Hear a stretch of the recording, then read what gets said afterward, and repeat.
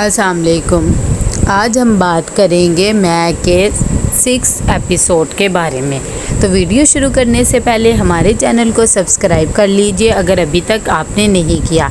यहाँ पर मुबशरा बहुत ज़्यादा गुस्से में होती है जब से उसने मुहिब के बारे में सुना होता है कि इतनी देर में उसको उमैर कॉल करता है और कहता है कि कैसी हो आप। तब उसे वो पहचानती नहीं और कहती है कि कौन हो जो मुझे कॉल कर रहे हो, मैंने पहचाना नहीं।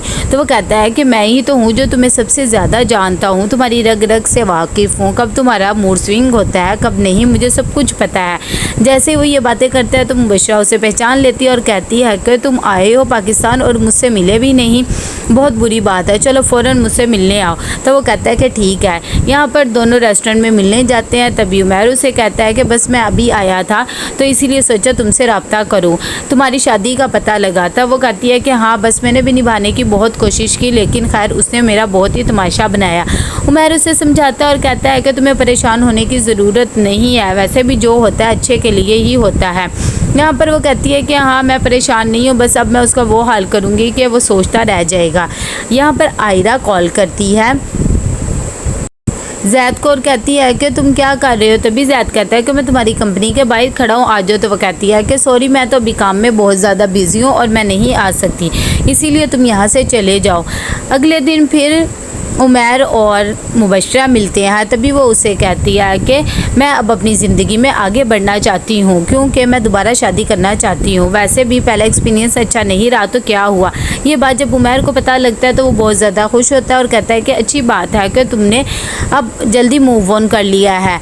इतनी देर में आयरा दोबारा उसे कॉल करती है जैद को और कहती है कि कहाँ हो। तो वो कहता है कि मैं जा रहा हूँ। तो कहती है हद हो गई, अगर मैंने जाने का कहा तो तुम चले गए, तुम्हें तो आना चाहिए था, मेरे मिन्नतें तरले करने चाहिए थे। जैद बेचारे को पता ही नहीं लगता कि ये उसे तंग कर रही है। तो वो कहता है कि अच्छा ठीक है मैं आ जाता हूँ।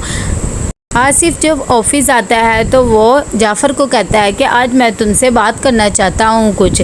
तभी जाफ़र उसे कहता है कि ऐसी भी क्या बात है कि तुम मुझसे घर करने आ जाते। तो वो कहता है कि घर करने नहीं आ सकता था, अगर तुमने मुझे खाली हाथ लौटा देते तो मैं क्या करता। तो वो कहता है क्या बात है। तब वो उसे बताता है कि मुझे कशमाला के लिए रेयान अच्छा लगता है, देख लो तुम्हें अगर प्रपोज़ल अच्छा लगे। यहाँ पर आयरा जाती है उसके साथ जैद के। तभी ये बात जब जाफ़र को पता लगती है तो वो कहता है कि अच्छा ठीक है मैं बात करूँगा। घर जाके वो रेयान से ये बात करता है तो रेयान कहता है कि आपने मेरी शादी के बारे में कैसे सोचा, मैं नहीं शादी करना चाहता, वैसे भी शादी का एक्सपीरियंस बहुत ही ज़्यादा ख़राब है इस घर के मामले में। उसके अब्बू कहते हैं कि ऐसी भी बात नहीं है, तुमने ये क्यों सोच लिया है। थोड़ी देर में अभी वो बातें कर ही रहे होते हैं कि मुबशरा भी आ जाती है। वो कहती है कि क्या बातें हो रही हैं और किसकी शादी के। तो रेयान कहता है कि मेरी शादी की बात हो रही है।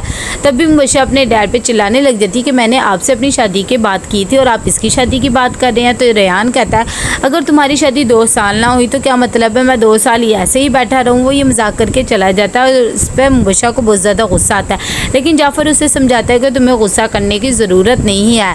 आयरा कहती है जैद को कि मैं सुबह से तुम्हें तंग कर रही हूँ और मुझे लगा तुम्हारा मूड ऑफ हो जाएगा, तुम मुझ पे गुस्सा करोगे, लेकिन तुम्हें तो ज़रा भी गुस्सा नहीं आ रहा। तभी जैद कहता है कि मुझे गुस्सा क्यों आना है, वैसे भी मैं तुमसे बहुत ज़्यादा मोहब्बत करता हूँ और मुझे इन चीज़ों से गुस्सा नहीं आता। यहाँ पर जैसे ही आयरा घर आती है तो वो अपने भाई को एक पेपर दिखाती है और कहती है कि मेरी जॉब पक्की हो गई है। वो ये बात सुनकर बहुत ज़्यादा खुश होते हैं और कहते हैं कि मुझे लगा था कि टर्मिनेशन लेटर होगा। इतनी देर में वो अपनी भाभी को भी अपने पास बुलाती है और लाकर अपनी सैलरी देती है और कहती है कि ये मेरी पहली सैलरी है। उसकी भाभी जैसे ही सैलरी पकड़ती है कहती है कि हमें क्या जताना चाहती हो कि तुम कमाने लग गई हो, लेकिन वो कहती है ऐसी बात नहीं है, आपने मेरा हमेशा से इतना ख्याल रखा है सिर्फ इसीलिए, अगर अम्मी ज़िंदा होती तब भी मैं यही करती। तो उसकी भाभी कहती है कि अच्छा चलो ठीक है। इतनी देर में वो कल का डिनर प्लान कर लेते हैं। यहाँ पर कशमाला बहुत ज़्यादा खुश होती है जैसे ही उसे पता लगता है कि बात पक्की हो गई है तो वो जैद को भी बताती है। जैद कहता है कि ठीक है मैं तुम्हारे लिए खुश हूँ, लेकिन रेयान मुझे अच्छा नहीं लगता, वैसे भी वो बहुत ही फारिग लड़का है। कशमाला कहती है कि वो अच्छा हो जाएगा, वैसे भी मैं उससे बहुत ज़्यादा मोहब्बत करती हूँ और मुझे बिल्कुल भी पसंद नहीं आ रहा कि तुम उसके बारे में ऐसी बातें करो। जैद कहता है कि मैं तो सिर्फ सच ही बता रहा हूँ, वो वैसे भी कामचोर इंसान है, खैर चलो कोई बात नहीं। यहाँ पर बेचारी ये बातें सुनकर परेशान हो जाती है। जैसे मुबशरा वर्कआउट करके आती है तो उसकी नौकरानी भी कहती है कि ये तो बहुत ही अच्छा आप कर रही हैं।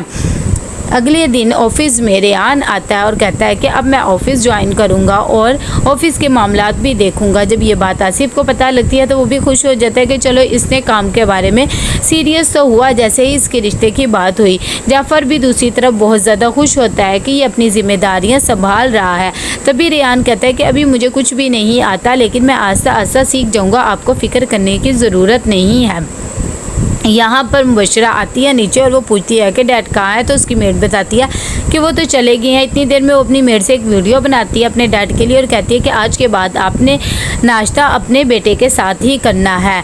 जब रेयान अपने ऑफिस में आया हुआ होता है तो वो अपने कैबिन में जाता है और ऑफिस वगैरह को देख रहा होता है। इतनी देर में वहाँ पर ज़ैद भी आ जाता है और उसका वेलकम करता है और कहता है कि तुम अभी नए हो लेकिन इंशाल्लाह काम जल्दी सीख जाओगे।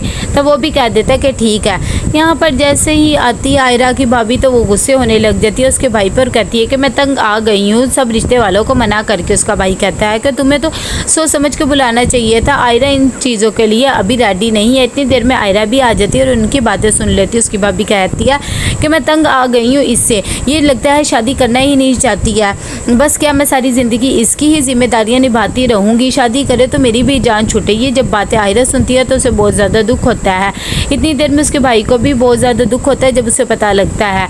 मुबशरा बहुत ज़्यादा गुस्से में होती है। जाफ़र आते हैं और कहते हैं कि आज दोनों लंच साथ करते हैं, लेकिन वो कहती है कि मैं कर चुकी हूँ उमैर के साथ। तभी वो बहुत ज़्यादा खुश होते हैं और कहते हैं कि आजकल तुम्हारी बहुत ज़्यादा केमिस्ट्री बन रही है उमैर के साथ, अगर तुम चाहती हो तो मैं उससे तुम्हारी शादी की बात कर लेता हूँ।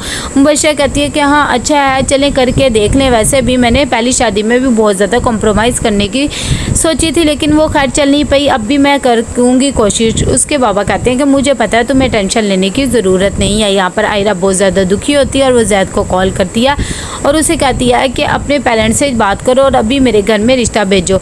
जैसे ये बात ज़ैद को पता लगती है तो कहता है कहीं तुम मजाक तो नहीं कर रही, चलो मैं बात करके देख लेता हूँ। आयरा कहती है नहीं, मैं और अब बोझ नहीं बनना चाहती भाई और भाभी पे, तुम बस फ़ौरन बात करो। जैसे ही अगली सुबह वो ऑफिस जाता है तो अपने डैड से बात करता है और कहता है मुझे एक लड़की पसंद है। ये बात जैसे उसके डैड को पता लगती है तो वो बहुत ज़्यादा खुश हो जाते हैं और कहते हैं कि मैं सोच भी नहीं सकता था कि तुम किसी से मोहब्बत कर सकते हो। तभी ज़ैद कहता है कि बस मैं करता हूँ, लेकिन वो इतनी अमीर लड़की नहीं है। वो जब बताता है उसका बायोडाटा तो उसके डैड कहते हैं कि मैं हरगिज़ भी उससे तुम्हारी शादी नहीं करूँगा, क्योंकि मैं और हमारा स्टेटस उनसे बिल्कुल भी मैच नहीं होता। ये बात जानकर ज़ैद बहुत ज़्यादा दुखी हो जाता है। तो कैसा लगा आपको ये एपिसोड? लाइक कमेंट शेयर करके लाजमी बताइएगा। अल्लाह हाफिज़।